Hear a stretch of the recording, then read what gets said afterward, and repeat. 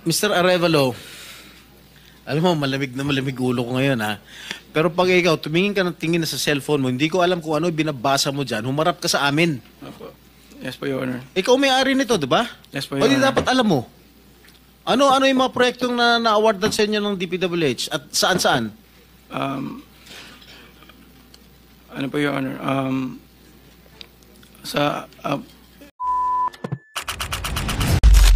Narito ang Balitang Pinoy TV.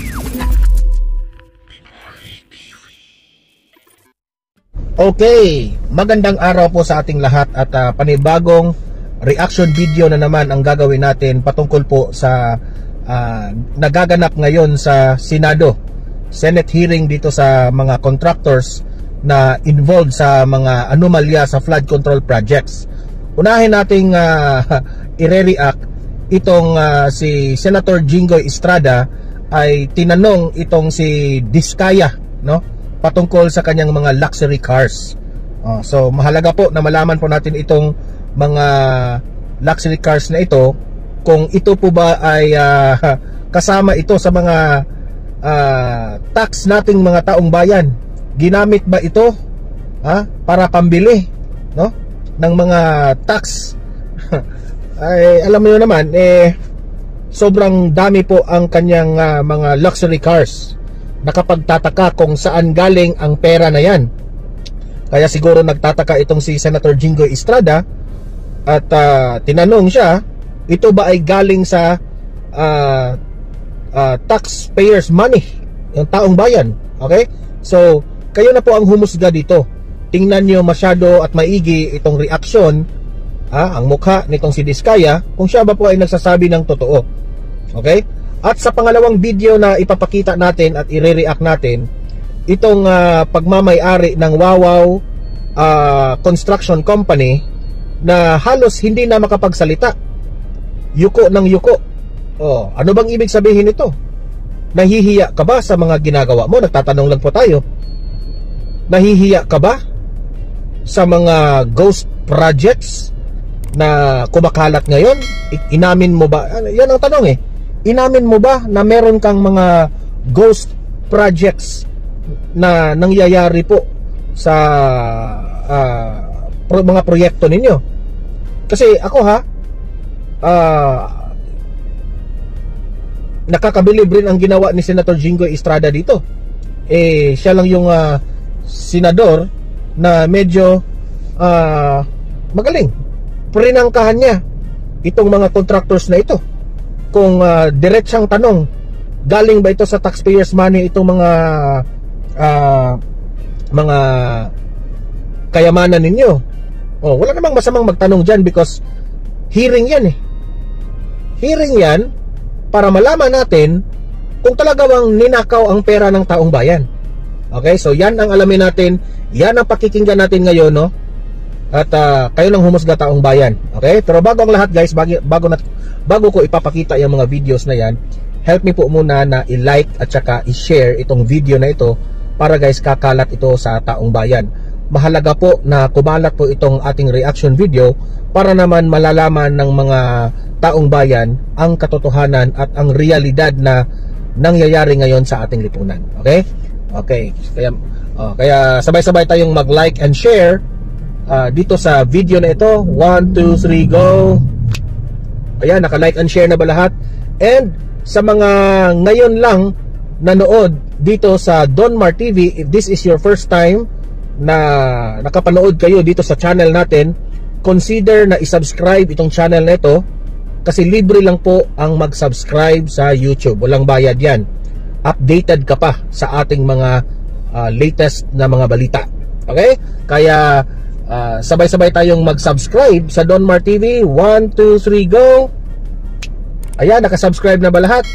Okay, so i-play natin itong video tingnan nyo ang mukha ni Diskaya kung siya ba ay nagsasabi ng totoo dito sa mga tanong ni Senator Jinggoy Estrada. Okay, Diskaya, Jinggoy, pasok. Anong nangyari nito? Ayaw na mag-play. Wait muna Ayan. Madam Sara, tungkol sa mga kotse mo ulit. Sinabi mo kasi sa interview mo na 4 na po yung kotse mo. Na luxury cars. E ngayon, inamin mo 28 lang. Ano nangyari sa ating 28 po yung luxury cars, Okay. pero may service cars kasi kami na under the name of the company po. Alright, doon sa 28 luxury cars, ano yan, Rolls Royce? Nagmamayabang ka sa mga videos mo ha, na sobrang dami yung mga luxury cars mo. Tingnan natin yung yabang mo ngayon dito sa hearing na ito. What else? Okay, isa-isa natin, magkano Rolls Royce? Kano bili mo sa Rolls Royce? I am not familiar. Oh, come on. Come Nasa on. ano yata. Bumili ka na napakamahal na kotse, di mo alam kung magkano mo binili. Tama. No, I know the price. Oh, yeah. Tell us, Pero tell us. we did not buy this on a cash basis. Parang Oh, so, installment. how much is the Rolls Royce? So the Rolls Royce was around parang 42. 42 million. Grabe. Rolls Royce, isang kotse lang yan. What else? The Maybach. Maybach, Mercedes. How much? Parang nasa 22. Grabe guys ha. Grabe, sobrang mahal nitong mga kotse na ito na binili niya, no? Parang kung titingnan mo, ang taong bayan hirap na hirap dito sa baha na mga nangyayari. Ang daming taong walang kain. Ang daming taong mga nagkakasakit, walang pambayad sa hospital. Pero sila sobrang laking pera ang inilaan nila sa mga kotse nila, no? Grabe. Parang dinudurog yung puso nating marinig na merong mga taong ganito eh. Parang ganun. 22 million. How many Pwede pa Maybachs? natin pakita yung screen. Kami hindi nakakaalam ng kotse na hindi na malaman kung ano yung pinagsasabi ninyo eh. Kayo siguro nagkakaintindihan kayo pero kami ni Senator Erwin hindi kami masyadong para malaman namin ano ba itsura ng pinag-uusapan Maybach is natin. Mercedes, right? Oh, ilan ang Maybach mo? Meron ba? Isa lang po. Oh, ano pa? Yung Bentley, Bentley. Wow, magkano yung Bentley mo? 20. Imagine tama yung sinabi ni Senator Soto kanina eh. Sabi niya, ang itong mga taong to na ikakahiya sana ang ginagawa nila na mga ganito ay ikaka-proud pa nila. Grabe naman yan. You purchased this brand new, all brand new. Yes po. Alright. Ilang Bentley? Isa lang Oh, po. what else? Yung G63. What is that? G63. G63, ano yun? Benz. Benz? G63? Is that a sports car? Hindi po. G-Wagon. Wagon. G-Wagon. How much is it? Parang nasa 20 din yata. Ha? 20 din yata. 20 million.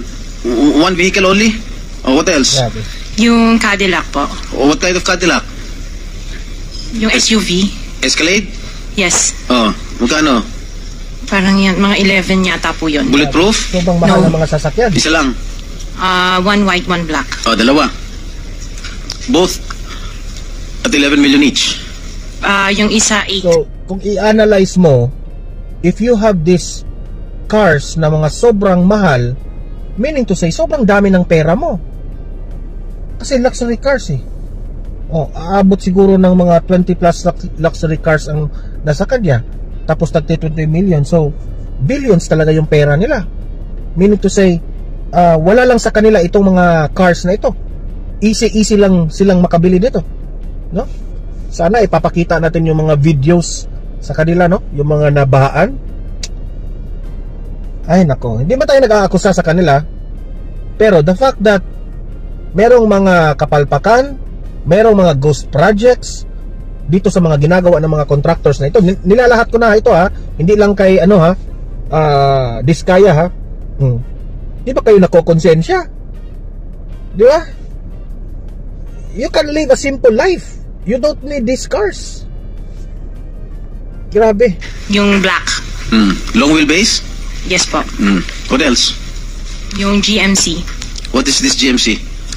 SUV rin to? Yes po. Oh, how many? Dalawa. Dalawa rin. How much each? Parang nasa 11 din yata siya. 11 million each. What else? Yung Suburban. Suburban. Ilan? Isa lang po. Pero I bought that here. Local. Bakit itong mga sinasabi mo? Sabi mo, binili mo sa local dealer dito. Local dealer. Oh. Ay, ibig sabihin, importer. Pero this one sa casa binili yung Suburban po. Oh, magkano? Parang nasa 3 lang yata siya nun. 3 million? Oo. Brand new?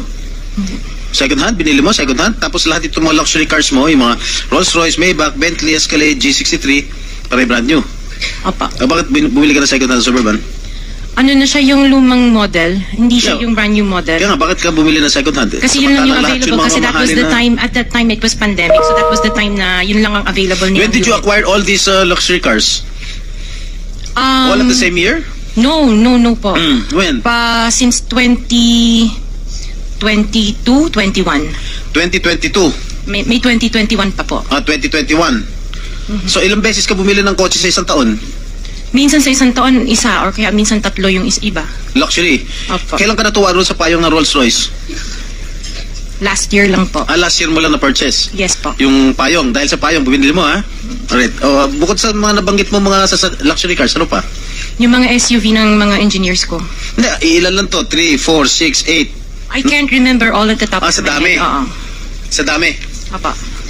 So, doon sa 28 na pinurchase mong mga luxury cars, ilang taon mo binuno yun? Yung iba, You started purchasing these luxury cars on what year? the long wheelbase, yung mga binanggit ko kanina, that was only 2020.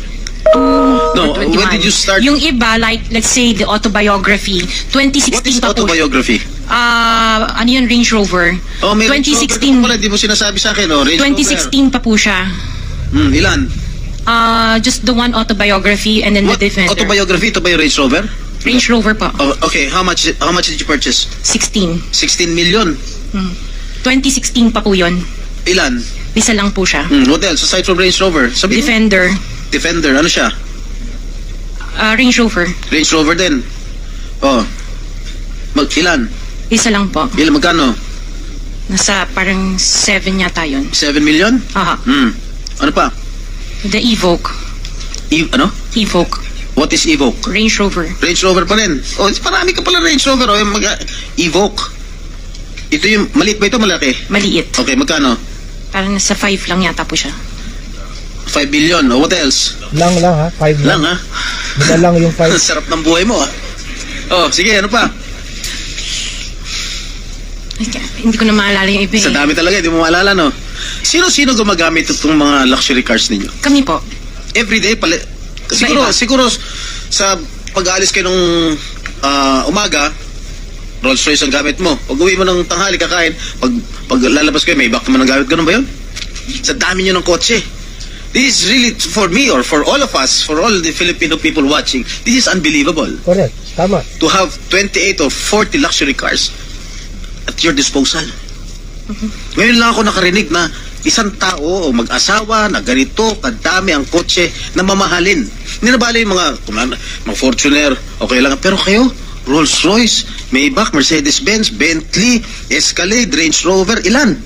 GMC, Suburban, G63, di ko na nga naintindihan yan sabi ni Senator Soto, tapos pera ng gobyerno. Ano ba? Nasaan ang konsensya nyo, madam? Isang tanong. Hindi ako naniniwala na wala kayong contact sa DPWH. Hindi kami naniniwala. Pati siguro si Minority Leader, hindi naniniwala wala kayong contact. Pati si Chairman, hindi naniniwala wala kayong contact. Ngayon, huwag ka tumingin sa, tumingin ka sa akin. Wala naman nagtatanong dyan. Sino ba tinitignan mo dyan? Magkano binibigay mong porsyento o advance sa tiga DPWH para mabigyan ka ng proyekto? Wala po ako binibigyan sa DPWH po. Baka may ipakita ako sulat sa'yo. Mami ka na. Wala po ako talagang...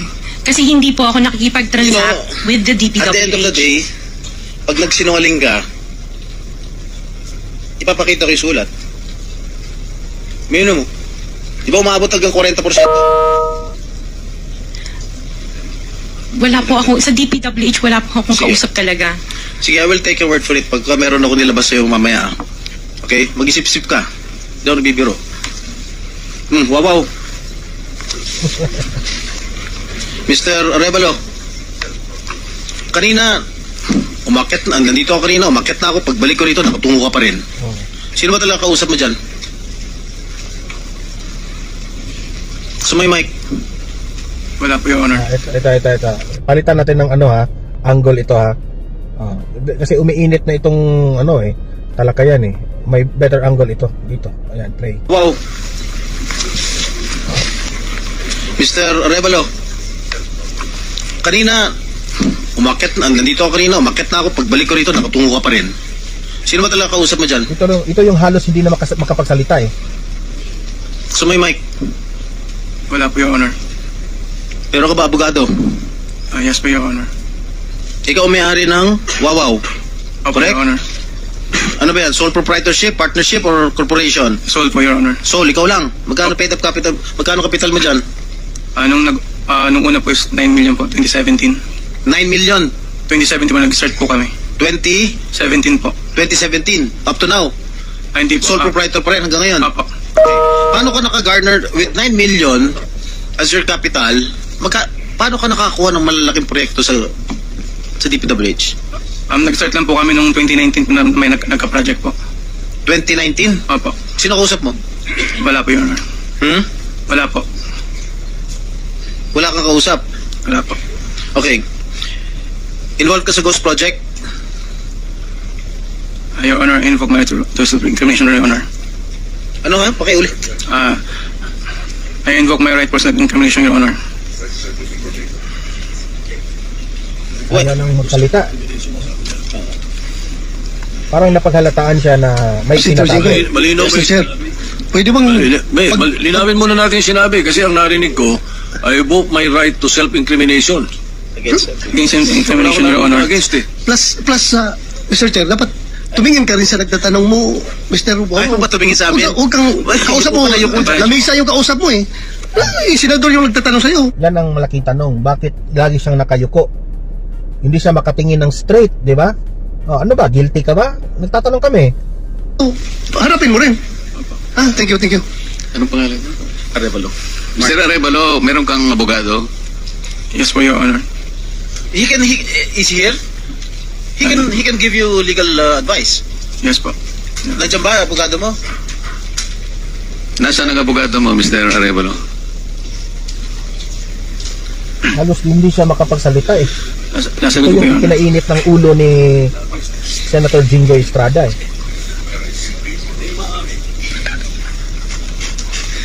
Hindi po.